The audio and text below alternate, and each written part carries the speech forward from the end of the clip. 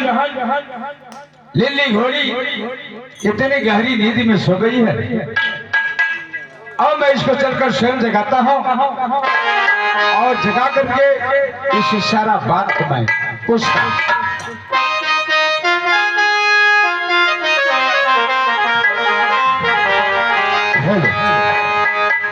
बहन लिल्ली घोड़ी बहन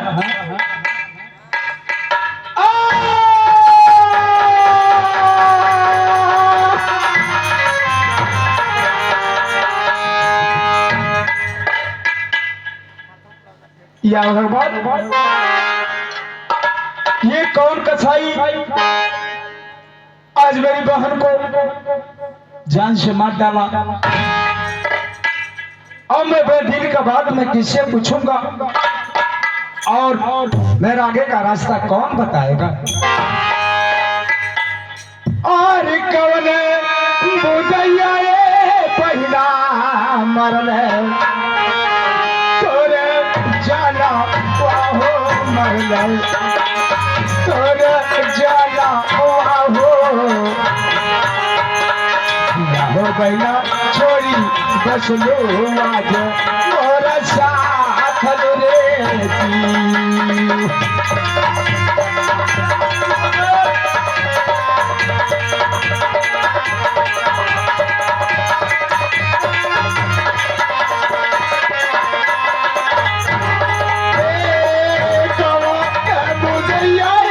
पहला मरल तोरा जाना हो मरल तोरा जाना हो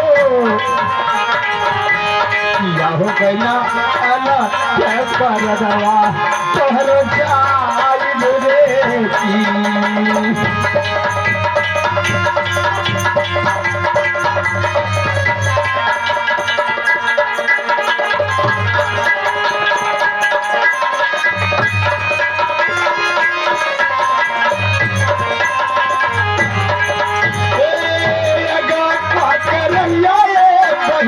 के ही अब बताई हो के ही अब बताई हो या हो गया एक राशे कहबे दिल का बात अधूरे की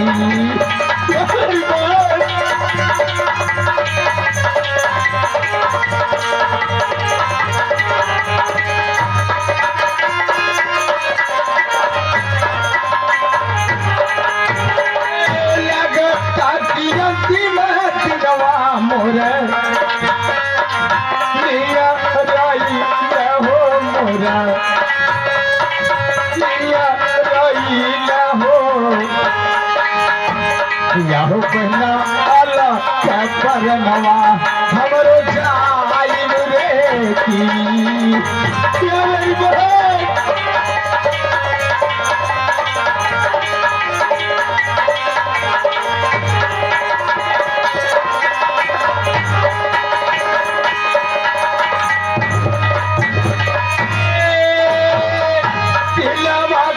क्या रे पहला कैसे अब बताई हो कैसे बिना भाग बतिया पहला के ही अब बताई है हो के ही अब बताई है हो किया हो बहना छोड़ी भगलू आज मोरा साथ रे की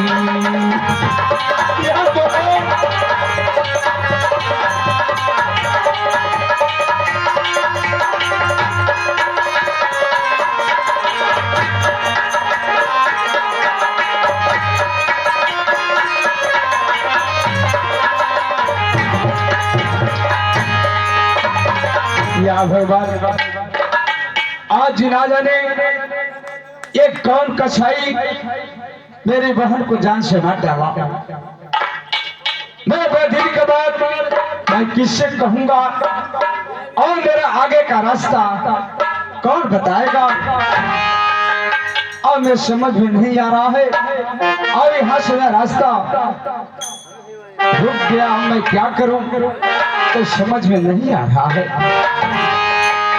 एक रास्ता बताने वाली मेरी बहन थी, वो भी मेरी बहन मेरा साथ छोड़कर चल बची।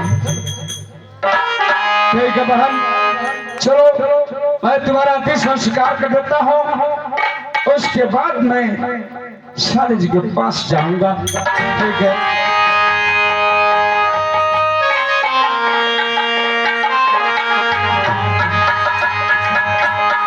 ठीक है साले जी, आप लोग गंगा जी में स्नान करने के लिए तैयारी किए हैं, तो ठीक है मैं आ रहा हूँ। और चलिए हम लोग चलते हैं, गंगा जी में स्नान करेंगे और नाव पर बैठकर झिझिया करेंगे। ठीक है, हम चलते हैं।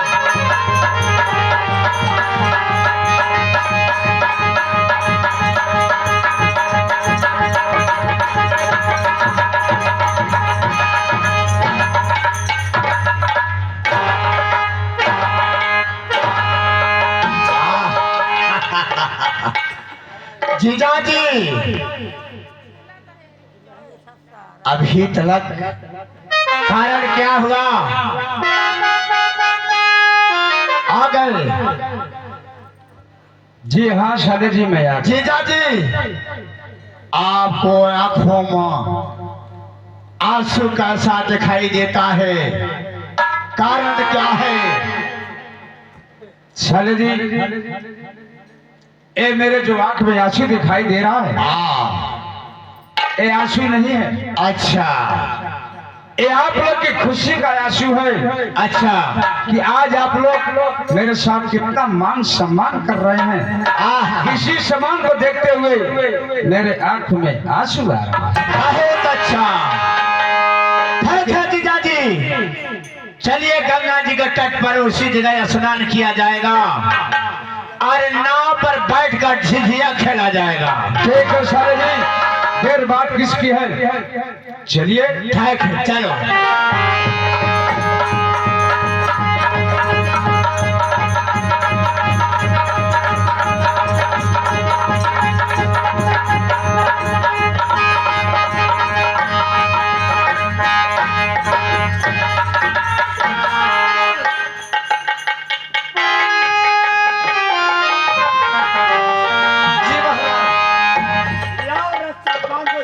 साले जी आखिर आप लोग ये पीछे से मेरा बाल क्यों पकड़ लिए? आखिर बात क्या है? ये बहुत अच्छा है और इसी जगह हम लोग स्नान करेंगे। तो ठीक है, चलिए स्नान कर लीजिए।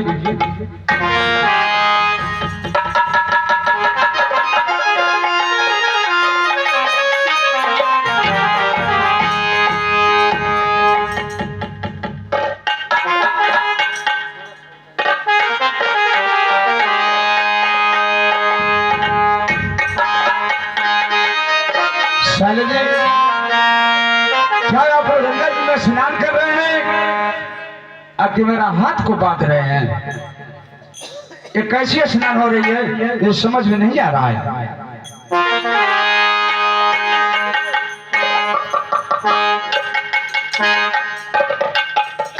मैं इसलिए आपको बांध रहा हूँ, अगर गहरी नदी में चले जाएंगे तो ये आपको पता नहीं चलेगा, और ये रस्सी रहेगी तो रस्सी के इशारे आप आ जाएंगे।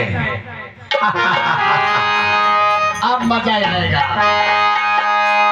मास्टर देखला घाटमपुर के सातों भाई कितना मरद बाड़ा।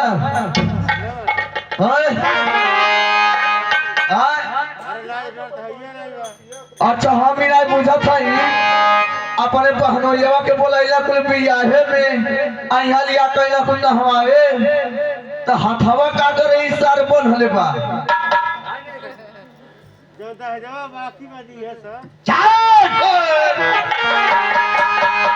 क्या सोच ले, हमारे साथ जितना बड़ा अन्याय और गद्दारी किया गया और उतना ही बड़ा मैं अन्याय करूंगा।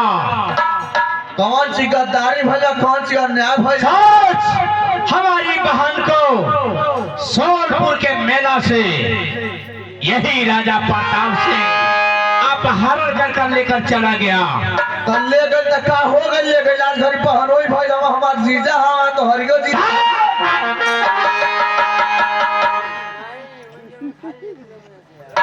सोच, वह बदला मैं आज निकालूंगा इनके साथ। सोच लिया? अच्छा ही बताओ, तू अपने जीजा के मारे के लगी ना? नहीं, इनका चेतावनी देता हूं मैं। ये मरबा नहीं। नहीं, चलो ठीक बा, नहीं मरबा ठीक बा।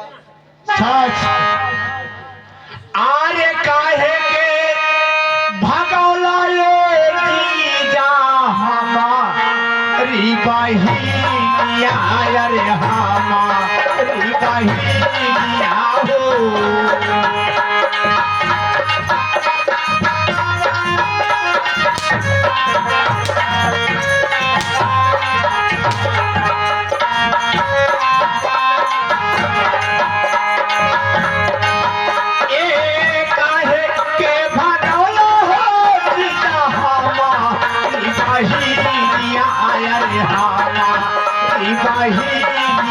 हो।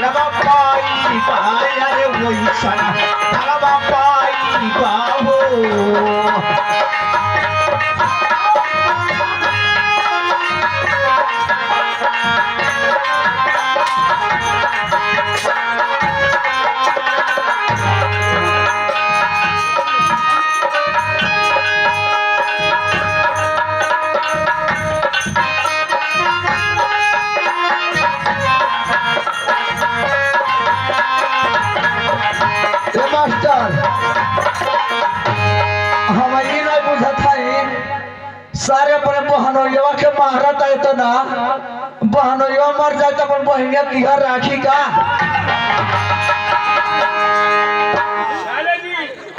जीजा जी, अगर आपको ताकत दिखाना है तो मेरा हाथ छोड़ दीजिए।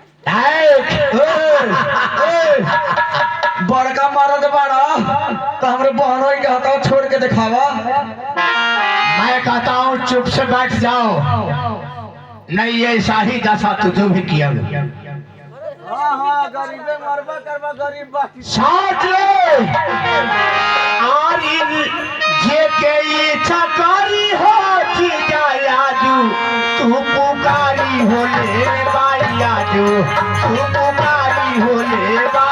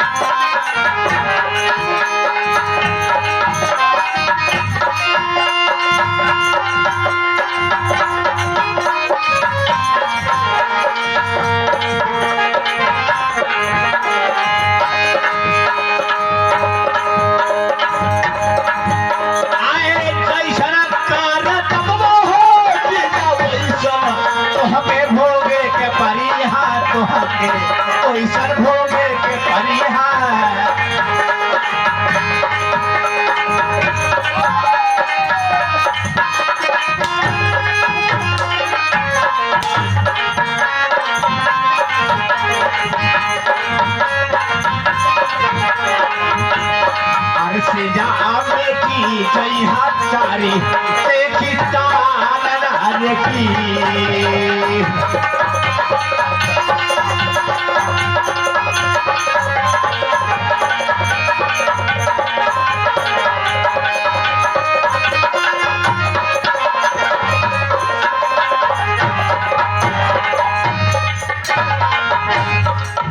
क्या साले जी, हाँ आप कहते हैं जिसको पुकारना उसको पुकार लो। जी, क्यों नहीं।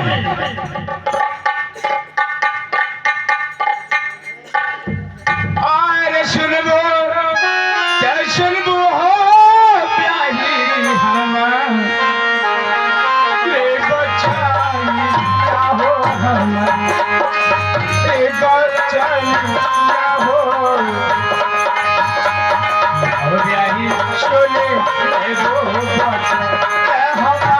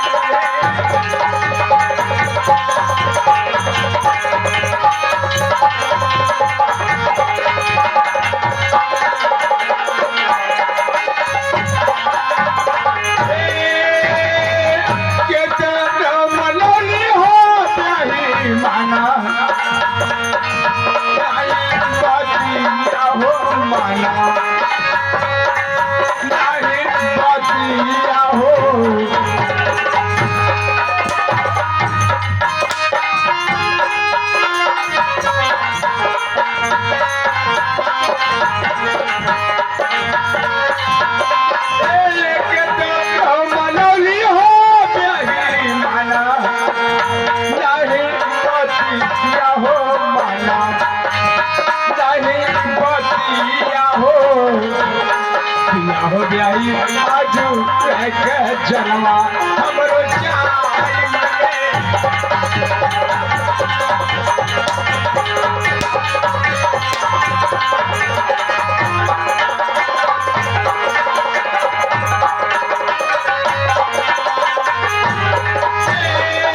लगो ताकि दिलवा मोरे लिया रोई हो मोरे हो गया मांगी कैसे दूरा तर भवाई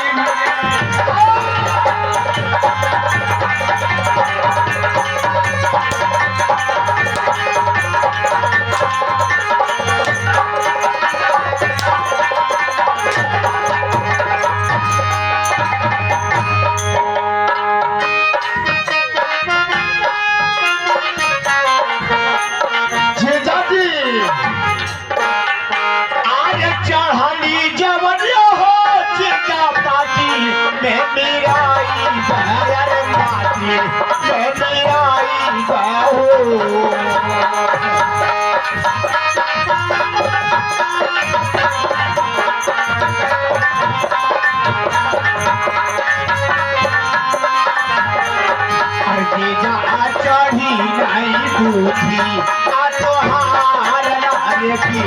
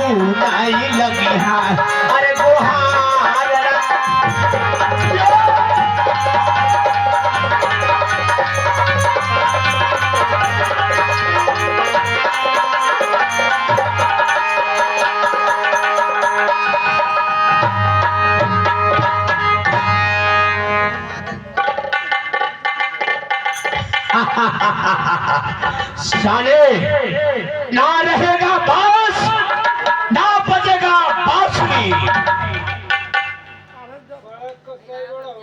दरबार ए महाराज बोल। जीजा मर गई ना। चुप, मैं कहता हूँ किसी से कहना नहीं है। अल्लाह नहीं करता। जीजा मर गई ना। मर गए हो, ले जाओ उसे और बीच दरिया में फेंक देना। अब हम ही ना बुझ पावता नहीं। जीजा मर गई ना। हाँ दीदी हमारा भी जमाना पाई 22 वर्ष पाई। अब दीदी की के राखी बुझाता ही है पहन चले सातों भाग रखी।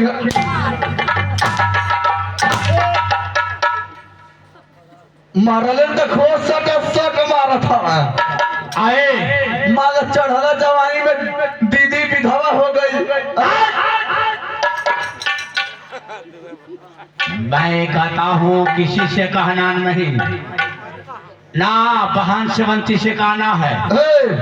हाँ अब तू रहा घरे। अच्छा अब हम जाते हैं परासी। क्या काम? जाते हैं थाना पर। अबे साले अरे मां लड़वा ले ली।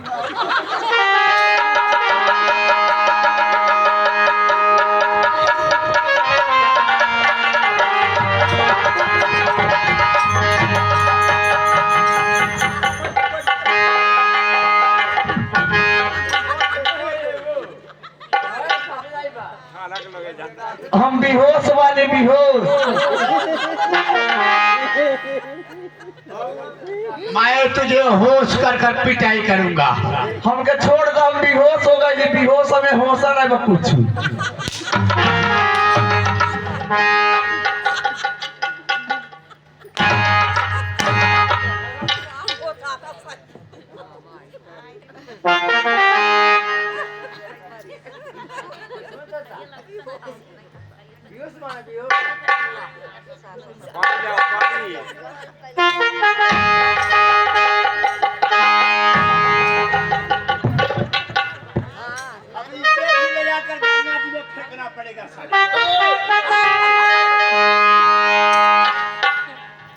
होश हो गए। गोड़ा और हमार काहे पीड़ा आता। हाँ क्या कहा गया? कौन पहन चल लगा। हम जाते थाने पर।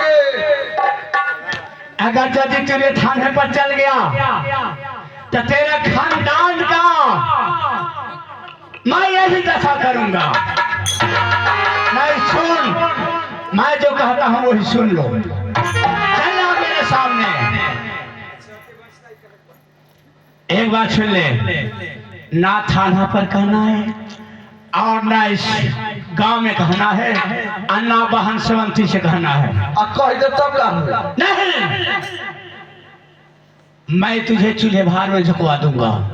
इहा तक कही कही राजवे डेरवावा गरीबे के कहीं तोहरे लइकन के चूल्हा भार में झुकवा दे। तो इससे गरीब डेराई जहाना। मैं जो कहता वो करना। अब चलो बंगले पर, अब मौज मस्ती से और बियर लाओ, शराब लाओ। हाँ हाँ और खुशी में पी करके मौज उड़ाएंगे हम लोग। बटला बा तो बड़ी खुशी बा। क्यों नहीं? जमाना बहिराड़ी हो गई तोहरे खुशी बा। हरम जा रहा, मैं जा रहा हूँ व्यवस्था करने का लिए, किसी से कहना नहीं। सोच ले। अब के राखी राड़ी एठे के तोहे राख लिहा।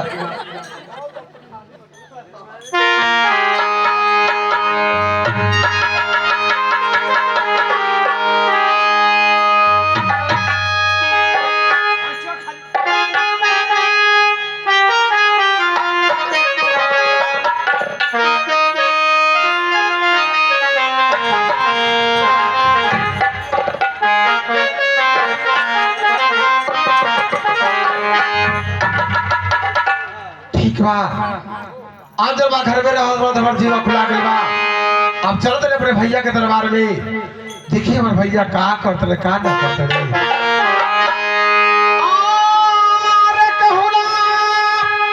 बीड़ा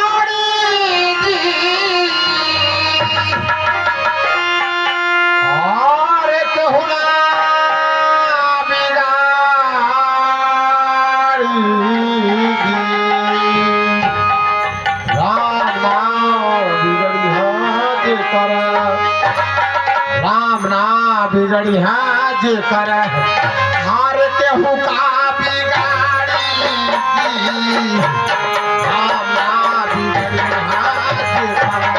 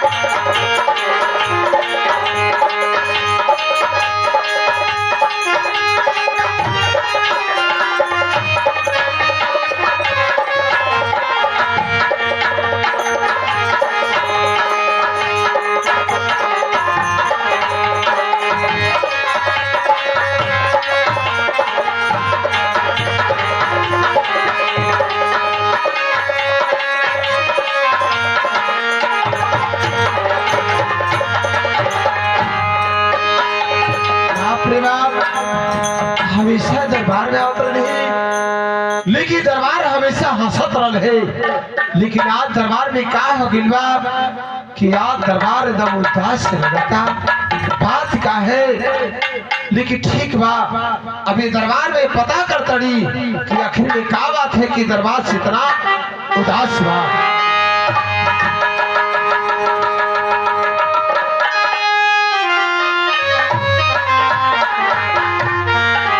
सिपाही का दीदी ये बतावा कि हमेशा दरबार में याद रही, ये दरबार हंसत फेसत रहे, आज का बात है कितना दरबार उदास बा। दीदी अब का तो से हम कहीं हमसे कुछ कहीं नहीं जात बा। देखा तोहरे कॉलेज से दरबार पर शिवलिंग राज छोड़ के एक हाटनपुर शहर में आई बड़ी। आज जब बात पूछा तड़ी वो बात के तो के जवाब देने की पड़ी। का दीदी अब हम कहा सोचा था ही कहे के बाकी हमारे ब्लड प्रेशर में धोधार हो जाता। अच्छा ये बात थी बा, लेकिन ठीक बा कौन बात रखे। पहले ही बतावा कि हमारे भाई घाटन बाड़े कहा। तुम्हारे भाई घाटा लगता गए बा खुशी मनावे कहा, और वो लोग अंदर बा और बतिया हमसे कहीं नहीं जात बा, हम कैसे कहीं। तो ठीक बा अगर जहाँ गए बड़े वहाँ हमके तुम लिया के चलो, अपने भाई से कुछ हमके बात करे के बा। का दीदी तू घाटन के लगे चल बू चला दीदी हम लिया चली। चला हम चलो के तैयार बड़ी।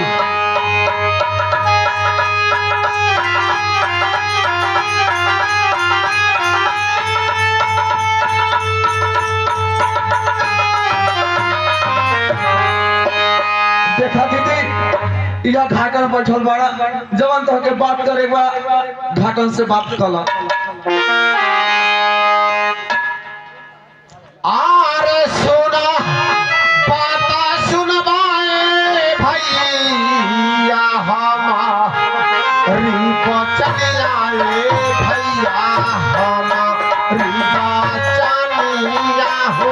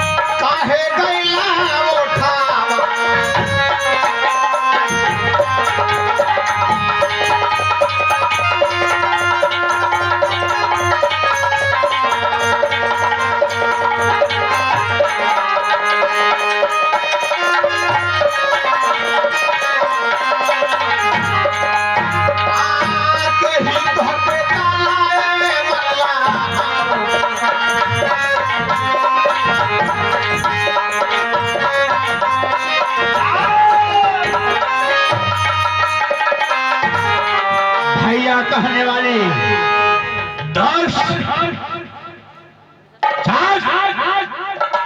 जवाब में ताला लगा दे। आज से मुझे भैया मत कहना। अरे भैया के मुहवा में पोतलो तोहा ऊपरी खवा हो ऊपरी खवा हो।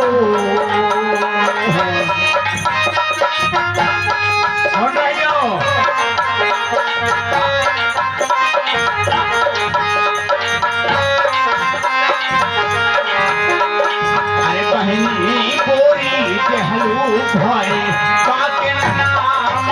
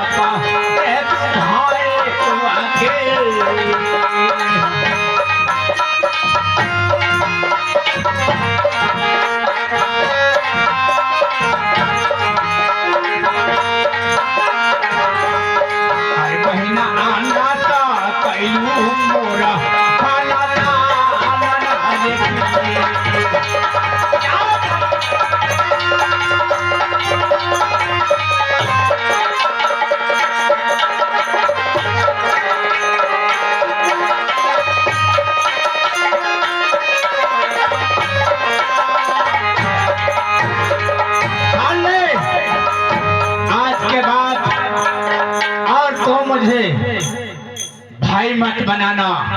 तेरे जैसे बहन अगर ऐसे हर एक गांव में रहेंगे लोग तो भाई का कोई इज्जत नहीं रहेगा। यदि जो बहन मनमानी काम करती है वो बहन लायक नहीं है, वो दुष्ट है, दुष्ट। हट मेरे सामने से तो।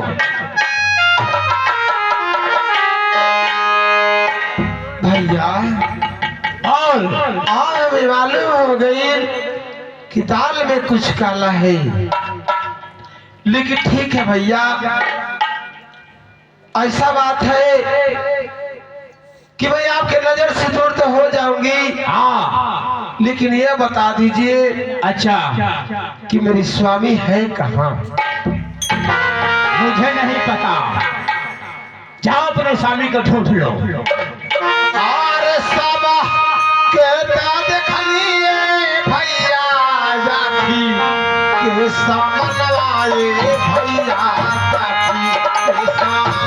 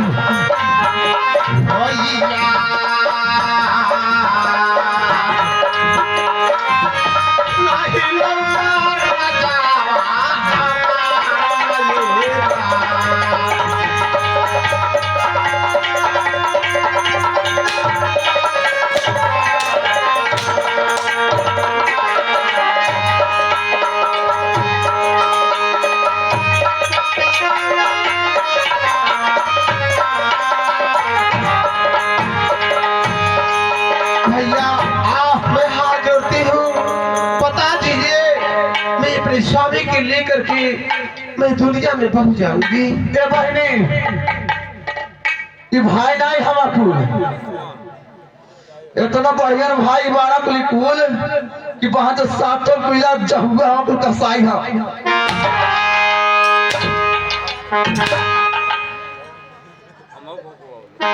बहनी साथ चुप काचू भैया क्या कहोगे? कहो। ए बहनी सिपाही तू ही बता दो कि आखिर हमारे स्वामी बाणी कहाँ? देख बहनी, पर खोज के पता लगा के अपने समय में लिया हम चल जाई। देख बहन, हमार तो कोनो खास से अपन बहन के हुनाई बा, पके तो के अपन धर्म के बहन मानीला, लेकिन हम बतावत है तोरे स्वामी सारी कुल बहन तो का कहले हम कहा के लड़े गायला कुलिया के न हम आवे ओही जब वही देख हमसे कहीं नहीं जाता, वो के हम बड़ी सोच विचार के तो से कहत है बहनी। कहा कहा काहे नहीं कहा, जरूर कहा। जीजा के वही जैसे सात मिले पहन चुक मार दहा कुली मार धले? हाँ हो बहनी, जान से जान ले रहा तू जीजा के।